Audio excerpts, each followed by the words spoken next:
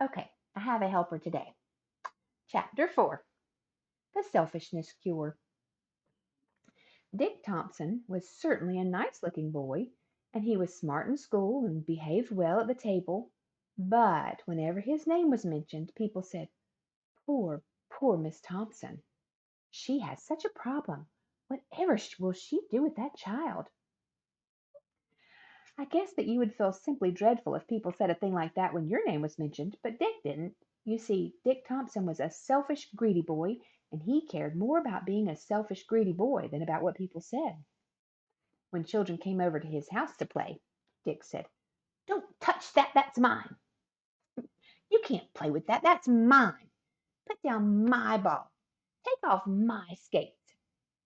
Each time this happened, at least each time it happened, where his mother could hear Dick playing, saying, "That's mine," she would send him up to his room and think about how selfish he was.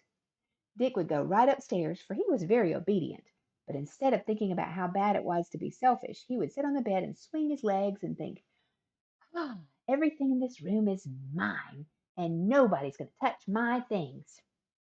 He certainly was a problem. One day Dick's mother bought a big box of peppermint sticks. She called Dick into the house and said, "Now, dear, I've bought you this large box of peppermint sticks for you, but I want you to share them with your friends. There are about 50 sticks in this box, and I want you to divide them with all the children in the neighborhood. Don't forget the little children, Dick, and you might send one or two to old Mrs. Bury. She is so fond of peppermint." Dick said, "Thank you, Mother, for the fine candy." Then he took the box out of doors and put it in the basket on the front of his bicycle and allowed the neighborhood children to look at the peppermint sticks. But he warned them, "This is my candy, and if anyone touches it, I'll hit them with my baseball bat." The children in his neighborhood had known Dick for some time, and they knew that he meant what he said. But as they looked at the candy, they wished and wished they could have just one stick. Dick's mother, watching from the window, saw all the children gathered around Dick and the box of candy and the basket in front of his bicycle, and she thought to herself, "Just look at my little Dick, dividing the candy with all his little friends. I just knew he would learn to be generous." And she tapped on the window, and when Dick looked around, she waved and smiled at him. Dick waved and smiled back, but unfortunately just then Mary O'Toole, who was quite daring, reached in and grabbed a stick of candy, and crack! Dick clouted her on the hand with the baseball bat. In a flash his mother saw what was really going on. She flew out the front door, took Dick firmly by the arm, and marched him upstairs, thrust him into his room, and slammed the door. Then she went downstairs and out the front door, took the box of candy, and told Mary O'Toole to divide it up among all the children, even the little ones, and to take one or two sticks over to old Mrs. Bury because she was so fond of peppermint. There were 15 children, not counting Dick, and 50 sticks of candy, so each child was given 3 sticks, and old Mrs. Bury got 5. From the window of his bedroom Dick watched Mary divide the candy, and he was just furious. After all the candy had been divided, Mrs. Thompson went into the house and called Dick's father. She said, "Herbert, you know what? I know that you're busy and you don't like to have me call you at the office, but I'm so worried about Dick." Dick's father said, "What's the matter? Is he sick?" Dick's mother said, "No, but I just wish he were. It would be so much simpler." Mr. Thompson said, "Now, dear, I am very busy, so perhaps you'd better wait until I come home." Mrs. Thompson said, "Herbert, this cannot wait another minute," and she told him about the candy and the baseball bat. Mr. Thompson said, "Why not give him a good hard spanking? Tell him that you're going to give him something that he can keep all to himself. Ha ha!" Now, Herbert, this is not a laughing matter, and I don't think a spanking will solve a thing. I just don't know what to do or which way to turn." And Mrs. Thompson began to cry, partly because she felt so humiliated over Dick's selfishness, and partly because she knew that crying was one way to get action out of Dick's father. Dick's father said, "Now, now, dear, tears won't help. Let me see. Shall I hop into a taxi and come home and thrash Dick?" Dick's mother only cried louder. Dick's father said, I know just what to do. Call that Mrs. Piggle-Wiggle Spiggle, or whatever her name is. You know, the one who cured Hubert Prentice. You mean Mrs. Piggle-Wiggle." "Oh, Herbert, you are so wonderful. I knew you'd think of something. I'll call her right away." And Mrs. Thompson blew her nose and cheered right up. Mothers always do cheer up when they think of Mrs. Piggle-Wiggle, because she knows so much about children. After all, she's had about 1,000 little boys and girls come to her house to pull taffy, play checkers, bake cookies, drink cambric tea, and dig for the pirate gold buried in her backyard. So she's had plenty of opportunity to learn about childish ailments and the cures for them. She was certainly the person to ask about Dick, the selfish boy. And so Mrs. Thompson telephoned her. She said, "Hello, Mrs. Piggle-Wiggle. This is Mrs. Thompson, Dick's mother." Mrs. Piggle-Wiggle said, "Hello, Mrs. Thompson. I had rather expected you to call." Mrs. Thompson said, "You have? Why?" "Because I know Dick very well," said Mrs. Piggle-Wiggle. "And although he is a dear little boy, and the most well-mannered child who comes to visit me, never once forgetting to say thank you and please, he is very selfish." "Oh, I know he is. I know he is," said Mrs. Thompson, almost crying because she was so ashamed that Mrs. Piggle-Wiggle should know how selfish Dick was. Mrs. Piggle-Wiggle said, "Now, Mrs. Thompson, do not feel sad. Selfishness and greediness are just diseases like measles and chicken pox, and can be cured very easily. But we must start now before another day passes, because Dick is such a nice little boy, and we want everyone to like him as we do." "Oh, do you like him in spite of his selfishness?" asked Dick's mother. "Of course I do," said Mrs. Piggle-Wiggle. "I love all children, but it distresses me when I see a child who has a disease like selfishness or answer backism, or won't put away toys-itis, and his parents don't do a thing to cure him." "But I want to cure Dick," said his mother. "I'll do anything to cure him." Mrs. Piggle-Wiggle said, "The selfishness cure is really very simple, but the rules must be followed very strictly. You'll have to come down here and get my selfishness kit, and at the same time I'll give you the directions for its use." "Oh, thank you so much, dear Mrs. Piggle-Wiggle," said Mrs. Thompson. "I'll leave right now." And she hung up the phone, slipped on a jacket, and ran all the way to Mrs. Piggle-Wiggle's house. When she arrived, Mrs. Piggle-Wiggle was on the front porch waiting for her. On the porch beside her was quite a large green metal box with "Selfishness Kit" painted on its side in white letters. Mrs. Piggle-Wiggle invited Dick's mother to sit down, and then she opened the kit. What do you suppose is in it? Inside were about 25 padlocks of various sizes. There were great big ones, about the size of apples, down to little tiny ones not much larger than a penny. Also, there were screws and a screwdriver, a box of cloth labels that said Dick, a box of blank gummed labels, a small can of white paint, a small can of black paint, a small paintbrush, and a pastry bag. This is a large bag with a nozzle on the end, which when filled with frosting can be squeezed, and the frosting comes out the end like toothpaste and can be formed into words. Mrs. Piggle-Wiggle said, "Mrs. Thompson, these padlocks are for Dick's drawers, his closets, his toy chest, his bicycle, his bedroom door, his nightstand drawer, and his toothbrush. As soon as you get home, put the padlocks on everything he owns and give him the keys. This is to assure him that he and he alone can touch his things. The name labels are to be sewn in all of his clothes, and the gummed stickers are to be put in all of his books, even his school books. Notebooks, pencil boxes, and all are to be pasted on his ruler, crayons, and paints. On each sticker, print in large letters with this black paint: Dick's book, don't touch. Dick's notebook, don't touch, and so forth. On every toy he owns, you must paint in either black or white paint: Dick's ball, don't touch, or Dick's bat, don't touch. Put the name of the toy first, and then don't touch. The pastry bag is to be filled with a simple white frosting and used to mark Dick's sandwiches, his fruit, his cookies, and his plate for each meal. Oh, that's all there is to it. I expect you'll be returning the selfishness kit before a week has passed." Mrs. Thompson said, "I do hope so, Mrs. Piggle-Wiggle. Are you sure it'll work?" "It has cured hundreds of other children, and I see no reason why it would not cure Dick. A week or even less, I should say." Mrs. Thompson thanked Mrs. Piggle-Wiggle very much, and then, lugging the kit, she walked home. As soon as she had hung up her jacket, she began sewing the labels in all of Dick's clothes. He asked her what she was doing, and when she showed him, he was as happy as he could be. "Boy, that'll just show people who owns my clothes," he said proudly. Mrs. Thompson did not answer, but continued to put the labels on every single stitch of his clothing, including his socks and his handkerchiefs. Then she opened the kit and took out the tiniest padlock. She fastened Dick's toothbrush to the toothbrush rack with a little padlock, snapped it shut, and handed the key, which was not much bigger than a pin, to Dick. "You better find a ring to hold your keys," she said. "You're going to have about 25 of them." "Boy, that's just wonderful," Dick said, fondling the tiny key and thinking, "That's my toothbrush, and now nobody but me can touch it." He was very happy. When dinner time came, Mrs. Thompson closed the Selfishness kit and took it downstairs to show Dick's father. She told him about Mrs. Piggle-Wiggle, and he patted her on the back and said that he was sure everything was going to be all right. And where was the evening paper? After dinner they went upstairs to put some of the padlocks on, and were surprised to find that Dick himself had already put the locks on each of his bureau drawers, his nightstand drawer, his toy box, his closet door, and his bedroom door.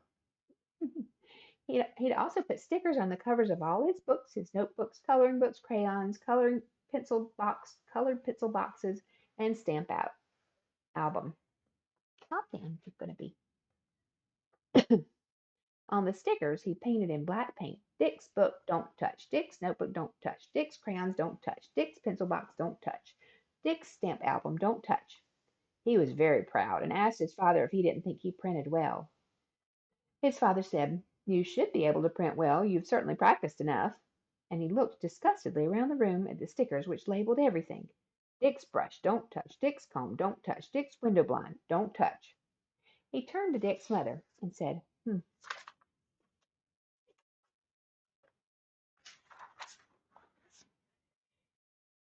um, he turned to Dick's mother and said, "Perhaps we should wear stickers. Dick's mother don't touch. Dick's father don't touch. I'll bet he'll wear monogrammed underwear when he grows up." Mrs. Thompson said, "Oh, I hope not, Herbert." Dick said, "Come on, Mom and Dad, let's mark all the rest of my stuff." And so they worked until 8:30, marking Dick's bicycle, his baseball, his bat, his pitcher's glove, his catcher's glove, his toolbox, his roller skates, his lunchbox, his rubber boots, his raincoat, his Indian suit, his soldier suit, his gun, and his wagon. They even painted "Dick's dog don't touch" on Rover's collar. When they'd finished, it was time for Dick to go to bed, and he kissed his mother and said good night to his father and went happily up the stairs, his ring of keys jingling from his belt. Mr. Thompson sank down into a chair in the living room and lit his pipe. "I trust that Mrs. Piggle-Wiggle knows what she's doing," he said, "because if this cure shouldn't work, our son Dick's going to be the most loathsome boy in the whole world." Mrs. Thompson said, "Oh, no, dear, not in the whole world." The next morning they heard Dick clicking and snapping at his padlocks long before they were up. He was a little late coming downstairs because it took time to padlock all of his drawers, his closet door, and the door of his room. But he was very happy, and his mother noticed that he'd pinned one of the name labels on the outside of his sweater.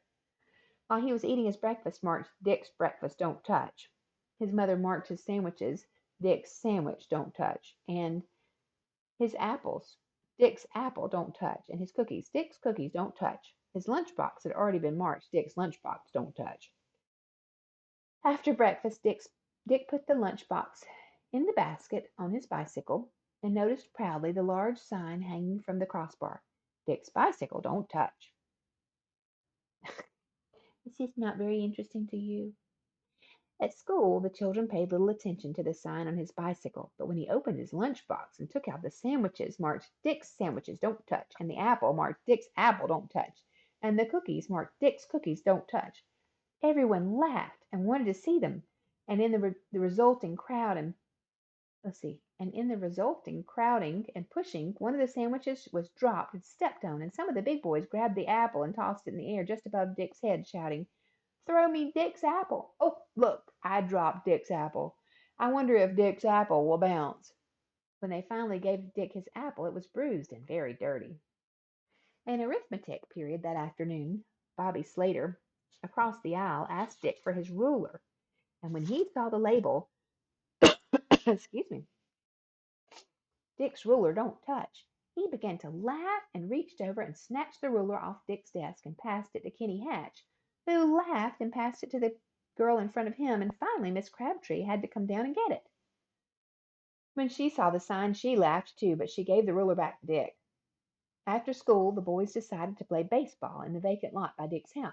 But when Dick brought out his bat and ball and mitts, and the boys saw Dick's ball don't touch, Dick's bat don't touch, they said, "We can't touch anything, so let's go home."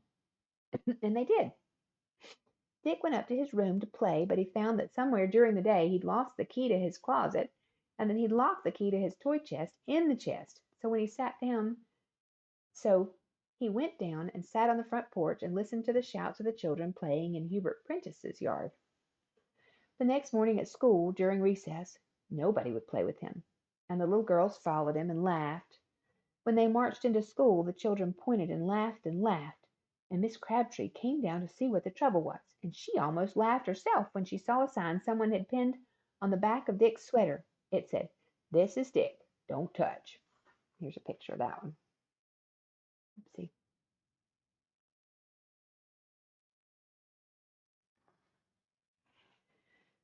At lunchtime, the children crowded around to watch him take out his sandwiches, and one little girl said, "He's so selfish and greedy.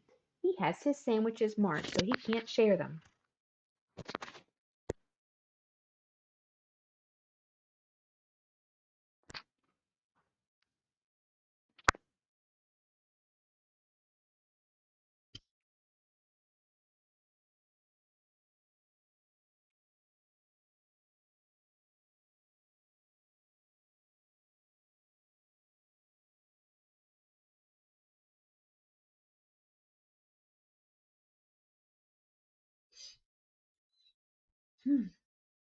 Then the children danced around him and chanted, "Dick's sandwich don't touch, Dick's apple don't touch, Dick's lunchbox don't touch." Finally Dick took his lunchbox out and put it in the basket on his bicycle, but the children followed him, and seeing the big sign, "Dick's bicycle don't touch," they yelled and laughed and sang, "Dick's don't touch Dick. Dick's don't touch Dick." After school, Dick hurried right home, but he had lost the key to his room, so he went down to the basement to play with his toolbox. But every time he saw the large white sign, "Dick's toolbox don't touch," he thought of school and the lunchbox, and he remembered how the children laughed and jeered, and he was ashamed. At dinner, when his mother brought him his plate marked "Dick's dinner don't touch," he said, "Oh, why do you have to mark my plate? I don't care which one I get." Mrs. Thompson looked significantly at Mr. Thompson and said, "All right, Dick, we won't mark your plate if you'll share your dessert with Rover." Dick thought for a few minutes, and then he carefully broke his chocolate cake into 2 equal pieces. You don't want to give chocolate to your dog. I don't know what this is about. And gave one to Rover, who gulped till he says, "I would eat chocolate, but Mama won't give me chocolate." Right. um,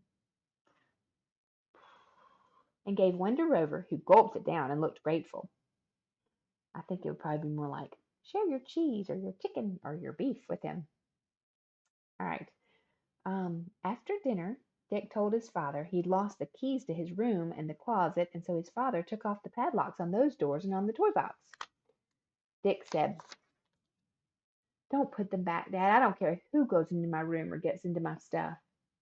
The next morning, Dick got up early and scraped the "Dick's lunchbox don't touch" from his lunchbox and took the sign off his bicycle. Then he went in to his mother and said, "Mom, please don't mark my sandwiches. Please don't mark any of my stuff, Mom." Mrs. Thompson said, "All right, Dick, I only did it to protect you." Dick said, "I don't care who gets my lunch. Just don't mark it." At noon, all the children gathered around Dick, but neither his sandwiches, nor his apple, nor his lunchbox were marked. So they rushed out to see his bicycle, but there was no sign on it. So, excuse me, they sat down and ate their lunches. Right after school that night, Dick hurried home and scraped the marking off his ball and bat and mitts, and then he walked up to where the children were playing ball and tossing the ball, bat, and mitts down. Oh, were playing ball and tossing the ball, bat, and mitts down beside the catcher. He said, If you want to use these, I don't care. And he went back to his own house. In a little while, Mary O'Toole rang the doorbell and asked Mrs. Thompson if Dick could come out and play. Mrs. Thompson said, "He'd love to, Mary, but first he must return something to Mrs. Piggle-Wiggle." Mary said, "Well, tell him to come over to the lot when he gets back, and here are some keys he lost." Mrs. Thompson said, "Thank you for the keys, dear, but thank goodness they belong to Mrs. Piggle-Wiggle, not to Dick." She took the keys of the big padlocks and the tiny padlock up to Dick, who was in his room, busily packing Mrs. Piggle-Wiggle's Selfishness kit. So I think he learned an important lesson, not to be selfish. I hope you learn a lesson too, so that you can learn it from him and you don't have to learn it for yourself the hard way.